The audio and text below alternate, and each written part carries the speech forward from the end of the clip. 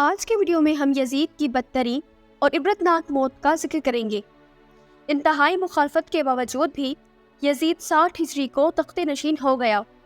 تخت پر بیٹھتے ہی یزید نے مدینہ کے گورنر عتبہ کو خط لکھا کہ عبیداللہ بن زبیر، عبد الرحمن بن ابی بکر، عبیداللہ بن عمر اور سیدنا امام حسین سے میری بیعت لی جائے۔ جب ان سب نے یزید کی بیعت کرنے سے انکار کیا تو یزید نے دوسرا خط یہ لکھا کہ نواسۂ رسول سیدنا امام حسین سے زبردستی بیعت لی جائے۔ اسی لیے گورنر مدینہ حضرت امام حسین کے پاس آیا۔ اس نے کہا کہ یزید نے مجھے آپ سے زبردستی بیعت لینے کو کہا ہے۔ جب حضرت امام حسین نے دیکھا کہ اگر میں نے یزید کے ہاتھ پر بیعت نہ کی تو مدینہ میں قتل و غارت ہو سکتی ہے، تو آپ وہاں سے ہجرت کر کے مکہ پھر کوفہ کی طرف نکلے۔ حضرت امام حسین کے ساتھ آپ کے گھر والے اور کچھ اصحابہ کرام بھی موجود تھے، لیکن 18,000 کوفیوں نے حضرت امام حسین کی بیعت توڑ دی، کہ جس کے بعد میدان کربلا کا واقعہ پیش آیا تھا۔ میدان کربلا کا واقعہ ہی یزید کا سب سے بڑا گناہ مانا جاتا ہے۔ جب یزید کو پتہ چلا کہ حضرت امام حسین کوفہ کی طرف آ رہے ہیں تو یزید نے عبیداللہ بن زیاد جیسے سخت دل گورنر کو کوفہ میں مقرر کر دیا۔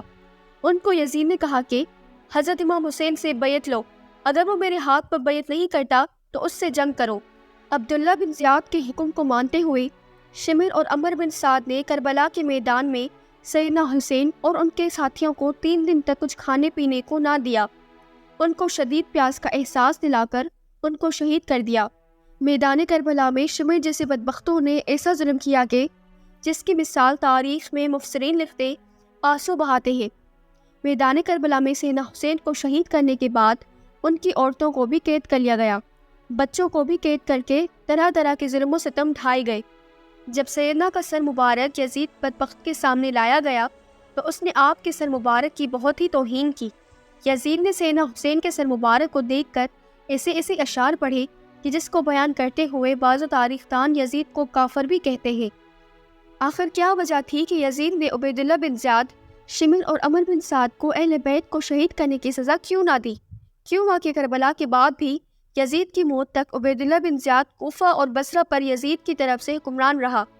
ایسے واقعات کے باوجود بھی ابن زیاد جیسا شخص اپنی مثبت پر براجمان رکھنے کی وجہ یزید کے پاس آخر کیا تھی؟ اب 63 ہجری میں مدینہ کے لوگ یزید کی بیعت توڑ دیتے ہیں تو یزید کی فوج مدینہ پر حملہ کرتی ہے، جس سے واقعہ ہرا پیش آتا ہے کہ جس میں 80 صحابہ کرام، مہاجرین اور انصار میں سے 700 تابعین اور 80 کے علاوہ 10,000 مسلمانوں کو بے دردی سے مدینہ میں شہید کیا گیا۔ صحیح مسلم میں ہے کہ 3,319 سے لے کر 3,333 تک یہ 15-20 احادیث ہیں جن کا لب لباب یہ ہے کہ آپ صلی اللہ علیہ وسلم نے فرمایا، جس نے اہل مدینہ کو ڈرایا، اہل مدینہ کو دھمکایا یا مدینہ والوں پر ظلم کیا، اس پر اللہ کی اور اللہ کے رسول کی لعنت۔ لیکن یہ یہاں پر بھی نہ رکا اور مدینہ کی مکہ پر بھی حملہ کیا گیا اور خانہ کعبہ کی عمارت پر بھی سنگ باری کی گئی۔ بس پھر یزید کو دی گئی اللہ پاک کی مہلت ختم ہوتی ہے۔ اب اس ظالم فاسق و واجر اور شرابی کی موت آتی ہے۔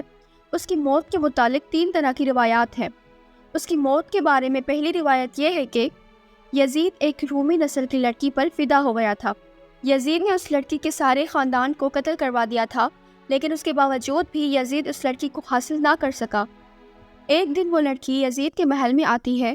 وہ لڑکی یزید کو کہتی ہے کہ میں اپنی جان دے دوں گی لیکن تیرے جیسے قاتل درندے کی محبت میں گرفتار نہیں ہو سکتی۔ ایک دن لڑکی نے سوچا کہ میں اپنے خاندان والوں کا بدلہ یزید سے لیتی ہوں۔ لڑکی نے یزید کے ساتھ رنگرلیاں بنانے کے لیے اسے جنگل میں اکیلے بلوایا۔ ویرانے میں یزید شراب پی کر مست ہو گیا۔ وہ لڑکی فرنش لباس پہن کر یزید کے سامنے بیٹھ گئی اور وہ شراب پیتا رہا۔ جب لڑکی نے دیکھا کہ یزید شراب پی کر چور ہو چکا ہے تو اس کو بستر پہ لے آئی اور پھر مستیاں کرتے کرتے یزید کی گردن کاٹ دی۔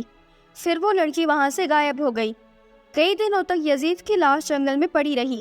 یزید کی لاش کو چیل اور کووں نے نوچ نوچ کر برا حال کر دیا تھا۔ جب یزیدی فوج کو یزید کی لاش کا علم ہوا تو انہوں نے اس کی لاش کو دفنا دیا۔ دوسری روایت اس طرح سے بیان کی گئی ہے کہ 64 ہجری کو یزید کو ایک بہت ہی خطرناک بیماری لگ گئی تھی، جس کی وجہ سے اس کی آنتیں جل کر سکڑ گئی تھی۔ وہ مچھلی کی طرح تڑپتا تھا۔ جس طرح مچھلی پانی سے دور ہو کر تڑپتی ہے، یزید کو بھی بہت ہی پیاس لگتی ہے۔ وہ پانی کا گھونٹ اپنے منہ میں ڈالتا تھا لیکن پانی اس کے گلے سے اندر نہیں جاتا تھا۔ اس طرح یزید 3 دن تک تڑپ تڑپ کر موت کی نیند سو گیا۔ یزید صرف 6 مہینے 3 سال کی عمر پا کر 14 ربیع الاول 64 ہجری کو ملک شام کی سرزمین پر 39 سال کی عمر پا کر کتے کی موت مر گیا۔ آج بھی اس پر عرش و فرش والے لعنت بھیجتے ہیں۔ اس کی قبر دمشق میں عبرت کا نشان بنی ہوئی ہے۔